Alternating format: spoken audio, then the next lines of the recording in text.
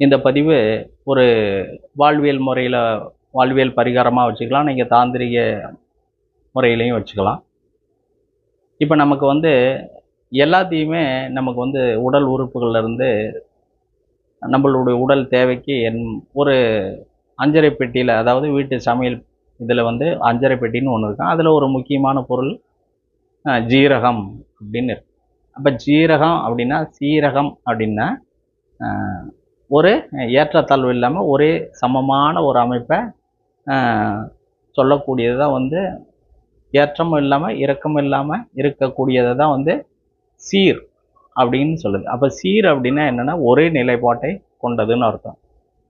அப்போ நம்மளுக்கு பொருளாதாரம் வந்து ஏற்றத்தாழ்வு இல்லாமல் ஒரே சீராக வரணும் அப்படிங்கிறத, இந்த பொருளாதாரத்தையும் இந்த சீரகத்தையும் நம்ம எப்படி பயன்படுத்தி நம்மளுடைய வாழ்க்கை முறையில் பொருளாதாரத்தை கவரக்கூடிய ஒரு அமைப்பை எப்படி நம்ம பயன்படுத்தலாம் அப்படின்னு இப்போ பார்ப்போம்.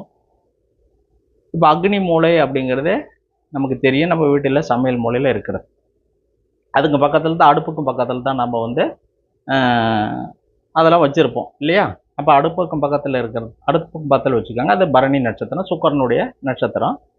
அந்த சுக்கரனுடைய நட்சத்திரத்துக்கு பார்த்தீங்கன்னா அது நெல்லி, அதனுடைய மரம், அதனுடைய உணவும் நெல்லி அப்படின்னு சொல்லலாம். அப்போ நெல்லிக்காய்க்கு ஒரு மிகப்பெரிய ஒரு சக்தி உண்டு. அப்படின்னா 6 சுவைகளில் கார சுவையை தவிர்த்து மற்றது 5 சுவைகளும் உள்ளடக்கியது வந்து இந்த நெல்லி. அப்போ கனகதாரா தோத்திரம் அப்படின்லாம் நம்ம சொல்கிறோம் இல்லையா? அந்த முறையெல்லாம் ஆதிசங்கரர் வந்து அந்த பதிகம் பாடி நெல்லி மலை பொழிந்ததாக, தங்க நெல்லி பொழிந்ததாக சொல்லப்படுகிறது. அப்போ வந்து பொருளாதாரத்துக்கு நெல்லி அப்படிங்கிறது தான் உதாரணமாக நமக்கு சொல்லப்படுகிறது.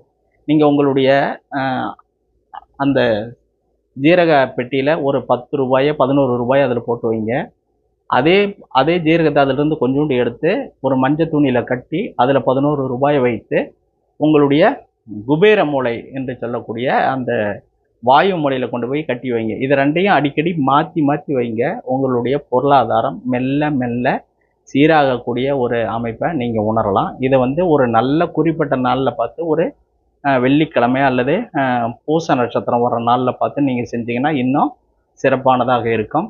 இதை நீங்கள் வந்து செஞ்சு பாருங்கள். அடிக்கடி வந்து அதுக்கு அந்த குபேர மூலையில், அதாவது வாயு மூலையில் வந்து நீங்கள் தீப தூபம் காட்டுங்க. அடிக்கடி அதை அந்த டிரான்ஸ்ஃபர் பண்ணி மாறுங்க, பரிவர்த்தனை செய்யணும். அதுதான் ரொம்ப ஒரு முக்கியமான விஷயம். செஞ்சு பாருங்கள். என்னுடைய ஆன்லைன் அபிராமி ஆஸ்ட்ரோ சேனலை சப்ஸ்கிரைப் செய்து கொள்ளுமாறு கேட்டுக்கொள்கிறேன். நன்றி.